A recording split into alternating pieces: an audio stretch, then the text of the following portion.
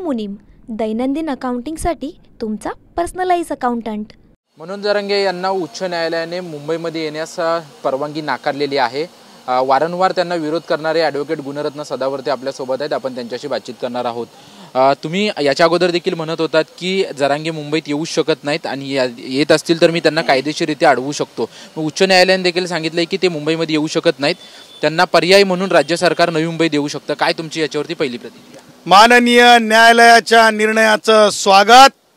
बम्बई वाले लोगों के लिए एक बड़ी सांस लेने की जो ये कहते हैं की ज्याला आपण म्हणतो की एक मोठा सुटकेचा श्वास, आणि त्यामुळे मला हे म्हणायचं आहे की आर्थिक राजधानीला आपल्या स्वतःच्या गलिच्छ राजकारणासाठी वेठीस धरण्याचा जो प्रयत्न होता, सामान्य माणसांना, सामान्य मुंबईकरांना त्रास देण्याचा जो भानगड होती, ती मला असं वाटतंय माननीय उच्च न्यायालयाच्या जे भारतीय संविधानाची ताकद आहे, जी ताकद आहे भारतीय संविधानाची आर्टिकल 126 ची, त्या ताकदीच्या आधारावर, त्या अधिकारांच्या आधारावर माननीय उच्च न्यायालयाने सांगितलेलं आहे की जरंगेंना रिस्ट्रेन करण्यात आला, म्हणजेच Jarange no entry in Azad Maidan, no entry in Azad मैदान।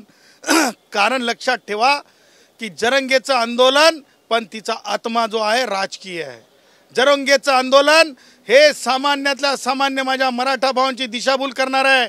जरंगेचं मूळ आंदोलन सुद्धा चुकीचं आहे। आम्ही वारंवार सांगत होतो की मान्य उच्च न्यायालयाकडे एखादं प्रकरण सुनावणीला असताना त्या प्रकरणाच्या संबंधानं आंदोलन करता येत नाही, कारण न्यूजपेपर इंडियन एक्सप्रेसच्या जजमेंटमध्ये सुप्रीम कोर्टानं सांगितलेलं आहे।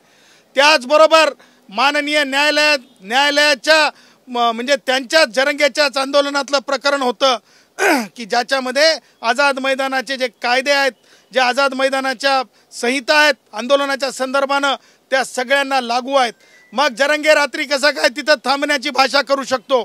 त्याचबरोबर जरंगेच्या प्रत्येक भाषणामध्ये हिंसक गोष्टींचा उल्लेख होतो। त्याचबरोबर जरंगेच्या प्रत्येक भाषणामध्ये लक्षात ठेवा मुंग्यांसारखे लोक येतील।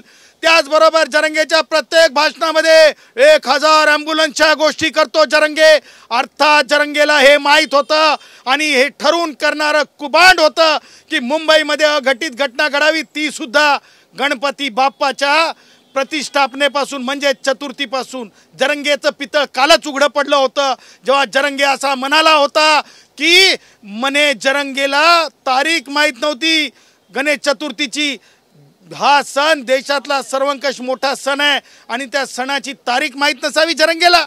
आणि म्हणून मला हे म्हणायचं आहे की जरंगेनं जे काही जरंगेचे जे पॉलिटिकल फादर आहेत, मला आज राष्ट्रवादी काँग्रेसचे वयोवृद्ध पुढारी शरद पवार आणि उद्धवला हे विचारायचं आहे, तुम्ही दोघंही सांगा जरंगे काल ज्या प्रकारे व्यक्त झाला, एका महिला, प्रतिष्ठित महिला, ज्या महिला आयोगाच्या प्रमुख असतात अशा महिलांच्या बाबतीमध्ये अरेकारेची घालून पाडून बोलणारी भाषा, त्याचा निषेध शरद पवार करणार आहेत की नाही, सुप्रियाताई करणार आहेत की नाही, की तुमचं आणि जरंगेचं आतड्यातलं कातड्यातलं राजकारण आहे का, हे सुद्धा लोकांना समजलं पाहिजे। आणि ह्याच पॉलिटिकल गॉडफादर्सनी या जरंगेला आता सांगितलं पाहिजे की न्यायालयापेक्षा कोणी मोठं नाही, आणि न्यायालयाचा जर अवमान केला तर 6 महिने क्रिमिनल कंटेम्प्ट असतो, बेड्या बसत असतात, बेड्या हातामध्ये। हे जरंग्यानं लक्षात ठेवावं। उच्च न्यायालयाने असं देखील म्हटलं की पूर्व परवानगीशिवाय आझाद मैदानावरती येणं शक्य नाहीये आणि कायदा सुव्यवस्थेचा प्रश्न निर्माण होईल, आणि त्यामुळे राज्य सरकारने विचार करावा आणि त्यांना खारघरच्या आसपास कोणती तरी जागा राज्य सरकारने द्यावी। याला तुमचा मग विरोध असणार आहे का? राज्य सरकारनं जर खारघर किंवा इतर जागा त्यांना आंदोलन करणार दिली? बाय बम्बई में तो आना नहीं है ना भाई, बम्बई में नहीं आना। बम्बई में कानून की चाले, जरंगे की नहीं चाले। कारण जरंगेनं परवानगीच घेतलेली नाही, जरंगेला परवानगी मिळाली नाही, हे आम्ही कालच डंके की चोट पे सांगितलं होतं। आता खारघर जे तुम्ही म्हणताय, नवी मुंबई जे म्हणताय, त्या बाबतीमध्ये जरंगेचा अर्ज आहे का? त्या बाबतीमध्ये जरंगेची जीभ लांबलेली आहे का?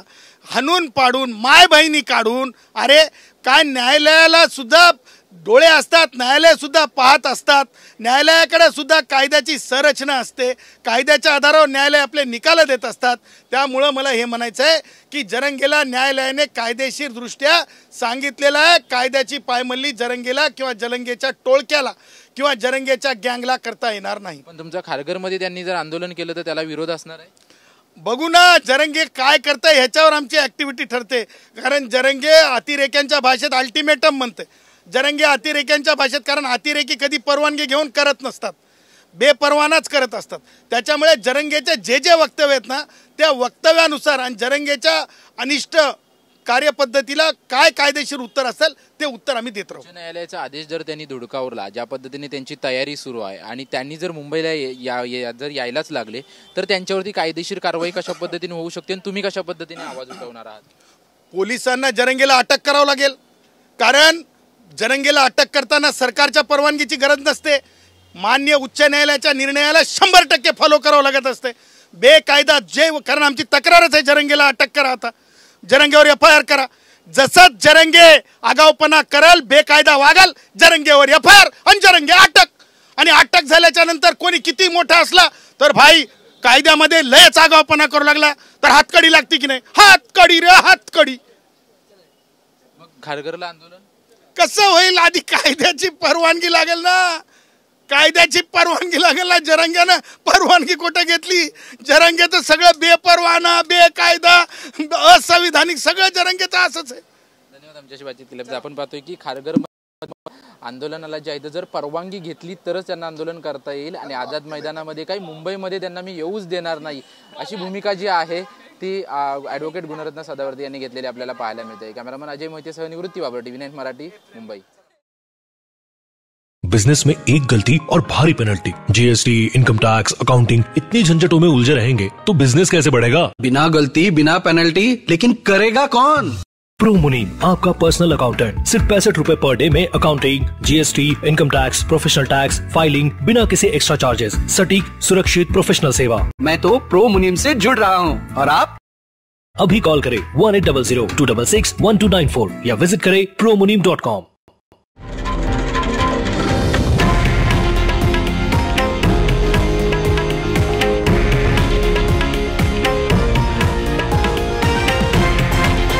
हे आहे देशातील नंबर 1 न्यूज नेटवर्क आणि आपण पाहत आहात TV9 मराठी, एकमेव.